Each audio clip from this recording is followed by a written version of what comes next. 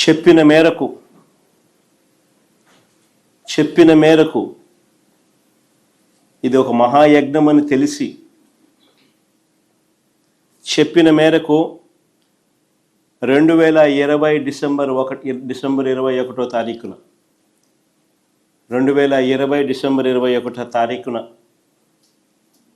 100 సంవత్సరాల క్రిందట 1923లో బ్రిటిష్ ప్రభుత్వం తర్వాత, అప్పుడెప్పుడో బ్రిటిష్ వాళ్ళు సమగ్ర సర్వే చేశారు 1923లో.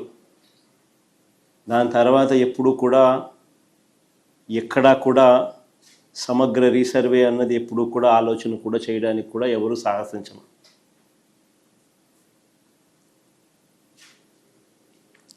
చెప్పిన మేరకు 2020 డిసెంబర్ 21వ తారీఖున 100 ఏళ్ల తర్వాత 1923లో బ్రిటిష్ ప్రభుత్వం తర్వాత సమగ్ర భూ సర్వే రికార్డ్స్ అన్ని అప్డేట్ చేయడం, సిస్టమ్స్లోకి రిఫార్మ్స్ తీసుకొని రావడం మొదలుపెట్టి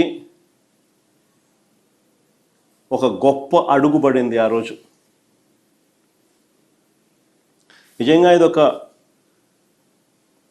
ఒక రాష్ట్ర ప్రభుత్వంగా ఒక సువర్ణాక్షరాలతో లిఖించదగ్గ ఒక గొప్ప అధ్యాయం.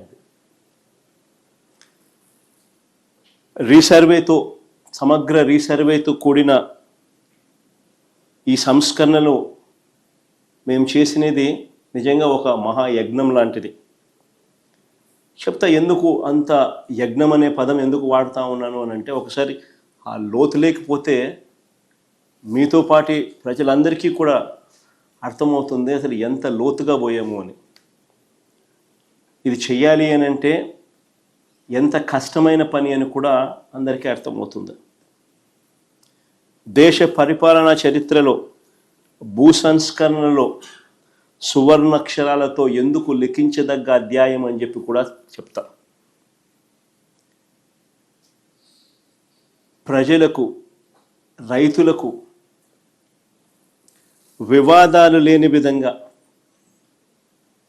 ఐ రిపీట్ దీస్ వర్డ్స్, వివాదాలు లేని విధంగా పారదర్శకంగా భూముల సర్వే చేయడంతో పాటు భూ రికార్డులన్నీ కూడా అప్డేట్ చేయడం, వాటిని ట్యాంపర్ చేయలేని విధంగా ఫిజికల్ అండ్ డిజిటల్ ఫార్మాట్లో రకరకాల వివిధ చోట్ల వాటిని భద్రపరచడం అట్ వేరియస్ లెవెల్స్. భూ యజమానులకు, రైతులకు శాశ్వత యాజమాన్య పత్రాలు, క్లియర్ టైటిల్స్ ఇవ్వడమే కాదు, ఆ క్లియర్ టైటిల్స్కు ప్రభుత్వం పూచీకత్తగా గ్యారంటీగా నిలబడుతుంది.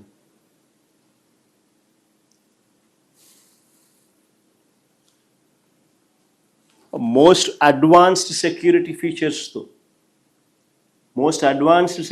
ఫీచర్స్తో ఎవరు కూడా ట్యాంపర్ చేయలేని విధంగా క్యూఆర్ కోడ్ను సైతం